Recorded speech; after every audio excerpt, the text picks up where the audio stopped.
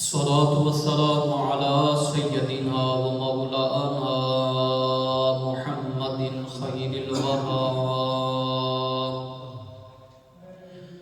وعلى آله وأصحابه المتأدبين بالتقوى.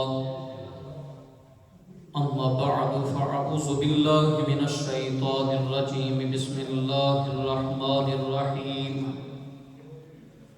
قال الله تبارك وتعالى في القرآن المجيد والفرقان الحميد: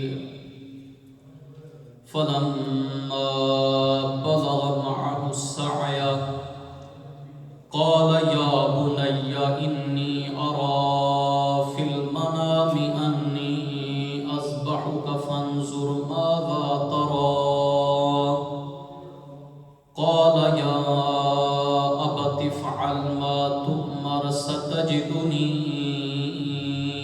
إن شاء الله من الصابرين. آمنت بالله صدق الله مولانا العظيم وصدق رسوله النبي الكريم الأمين. إن الله وملائكته يصلون على النبي يا أيها الذين آمنوا صلوا عليه وسلموا تسليما. الصلاة والسلام عليك يا سيدي يا رسول الله وعلى آلك وأصحابك يا سيدي يا حبيب الله. الصلاة والسلام عليك يا سيدي يا نبي الله وعلى آلك وأصحابك يا سيدي يا جد الحسن والحسين. بڑی امید ہے سرکار قدموں میں بلائیں گے. بڑی امید ہے سرکار قدموں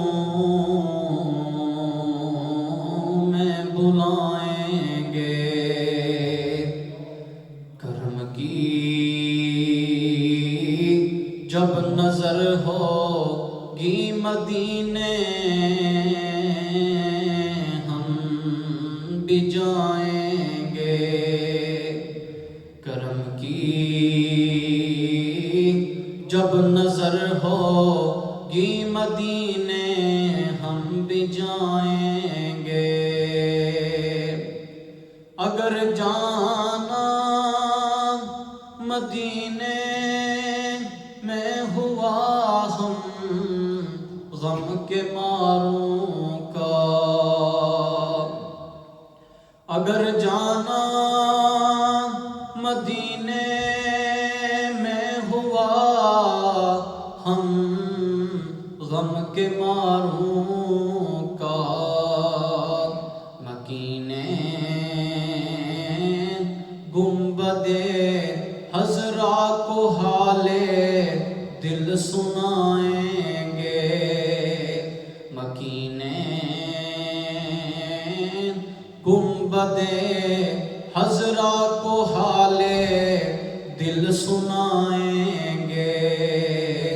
بڑی امید ہے سرکار قدموں میں بلائیں گے. کرم کی جب نظر ہوگی مدینے ہم بھی جائیں گے. قیامت تک جگائیں گے نہ پھر منکر نکیر کو. قیامت تک جگائیں گے نہ پھر منکر نکیر کو. لحد میں قبر میں وہ جسے اپنا رخ زیبا دکھائیں گے. قبر میں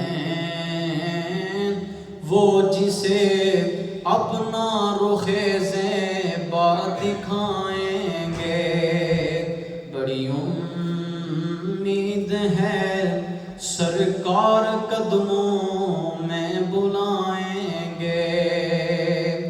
قسم اللہ کی ہوگا وہ منظر دید کے قابل، قیامت میں رسول اللہ جب تشریف لائیں گے، قیامت میں رسول اللہ جب تشریف لائیں گے، بڑی امید ہے سرکار قدموں میں بلائیں گے۔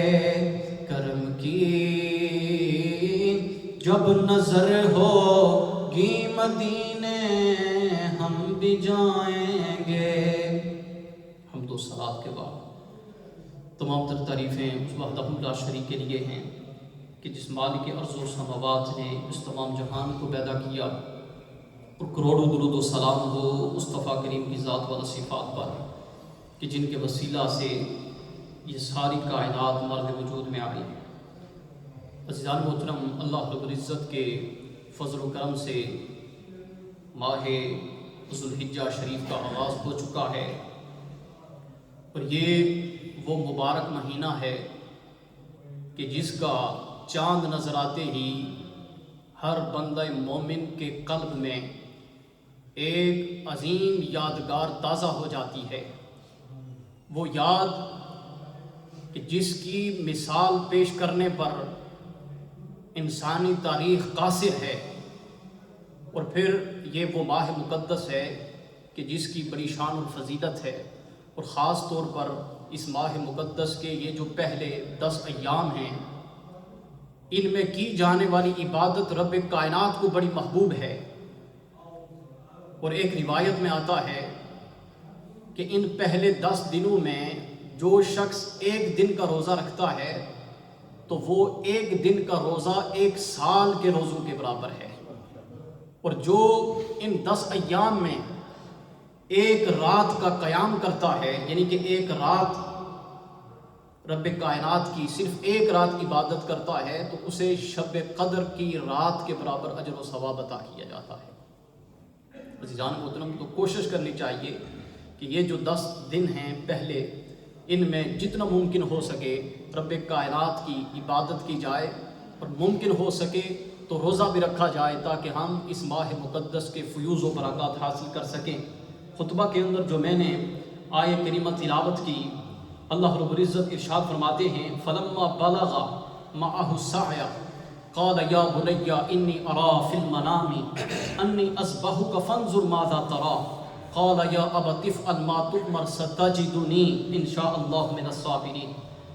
کہ پھر جب وہ اس کے ساتھ چلنے کے قابل ہوا، یعنی کہ سیدنا اسماعیل علیہ السلام جب چلنے کے قابل ہوئے اپنے باپ سیدنا ابراہیم علیہ السلام کے ساتھ، تو کہا باپ نے اپنے بیٹے سے کہ اے بیٹے، میں نے خواب دیکھا ہے کہ میں تجھے ذبح کر رہا ہوں، تیرا کیا ارادہ ہے؟ تو بیٹے نے عرض کی یا ابت افعل ما تؤمر، اے ابا جان، آپ کو جو حکم ہوا ہے آپ وہ کر دیجئے، انشاءاللہ آپ مجھے صبر کرنے والوں میں سے پائیں گے۔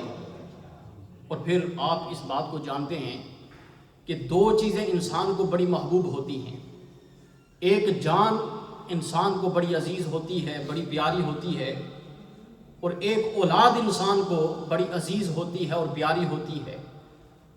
اور آپ اندازہ کریں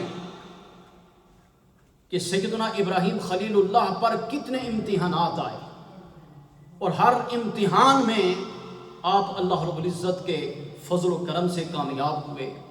جب آپ پر جان کا امتحان آیا کہ ابراہیم خلیل اللہ کے لیے بھڑکتی ہوئی آگ ہے، اور آپ کو آگ میں ڈالنے کی مکمل تیاریاں ہو چکی ہیں،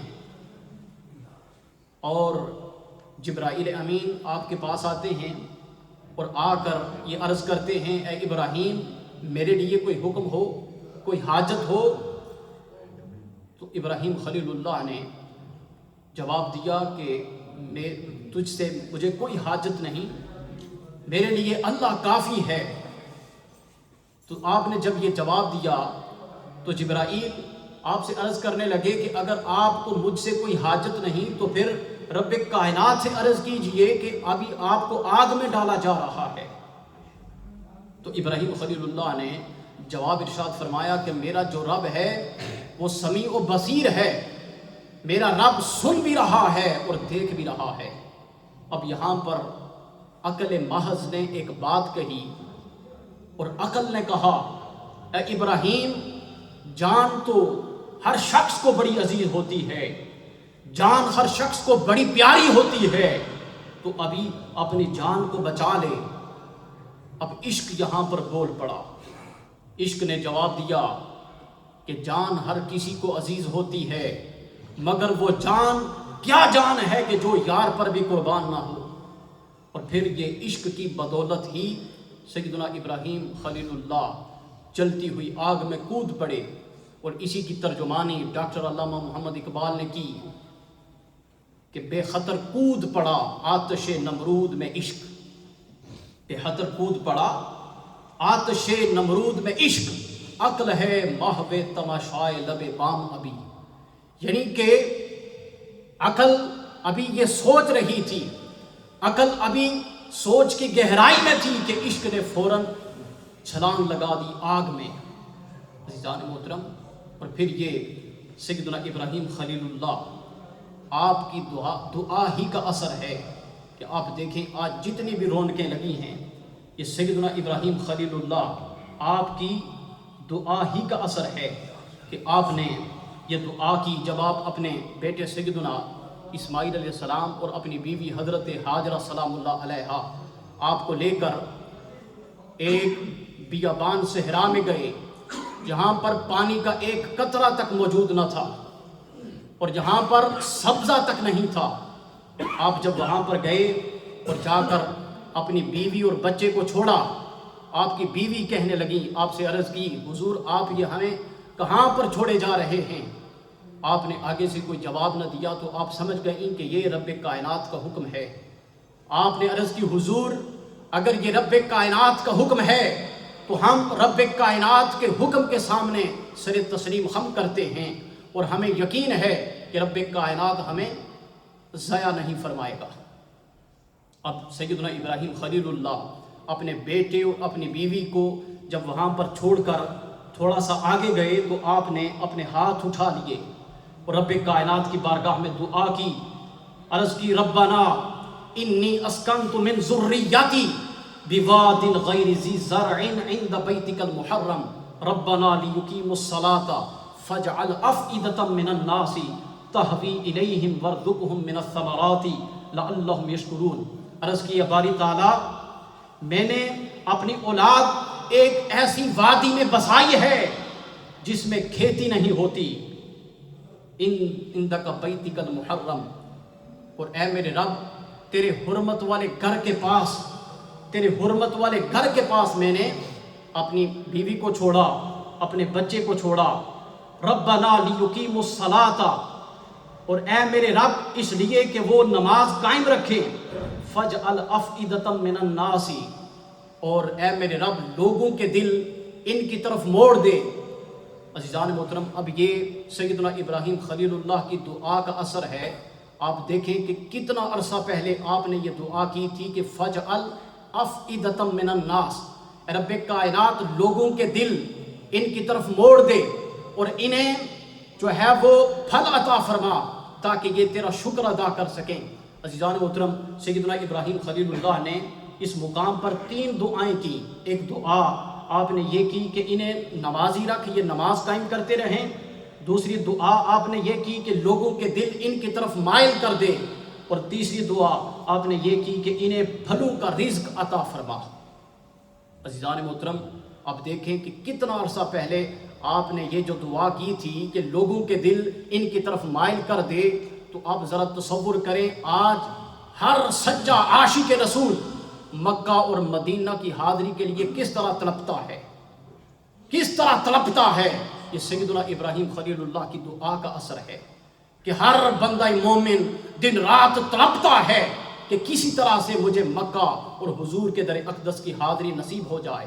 اور پھر آپ نے یہ جو دعا کی کہ انہیں پھل عطا فرما، اور آپ ذرا تصور کریں کہ دنیا کے کسی کونے سے وہ پھل نہیں ملتا کھجور کہ جو مکہ مکرمہ میں اور مدینہ منورہ میں یہ جو پھل پایا جاتا ہے۔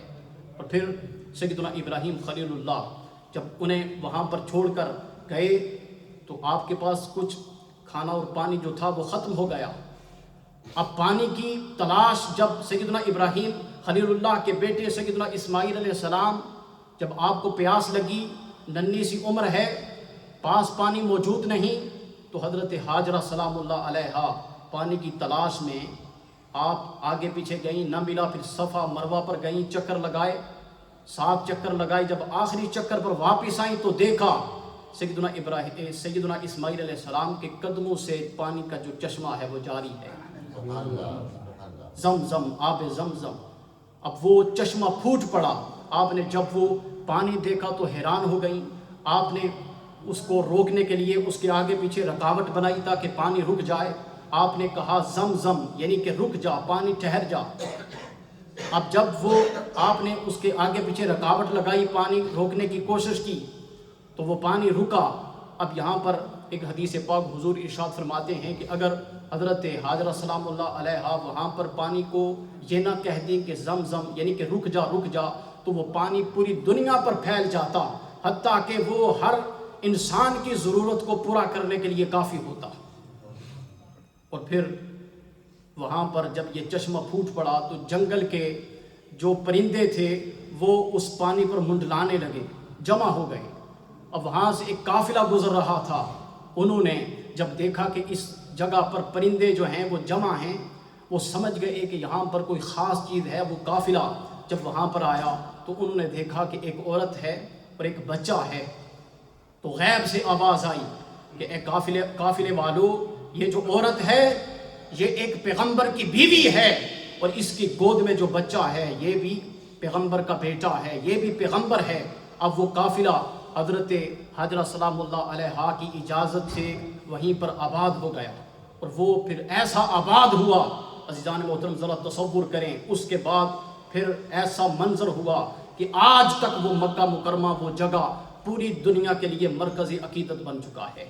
رب کائنات کی بارگاہ میں دعا ہے کہ رب کائنات ہم سب کو اپنے اس عظیم گھر کی اور اپنے حبیب مکرم صلی اللہ علیہ وآلہ وسلم کے در کی بادب حاضری بار بار نصیب فرمائے۔ رب کائنات ہمارے دلوں کو اس عظیم گھر کی اور اپنے حبیب مکرم صلی اللہ علیہ وسلم کے در کی محبت سے ہمیشہ سرشار رکھے۔ رب کائنات ہم سب کی حاضری کو اپنی بارگاہ میں قبول منظور فرمائے۔ وآخر دعواہم الحمدللہ رب العالمین۔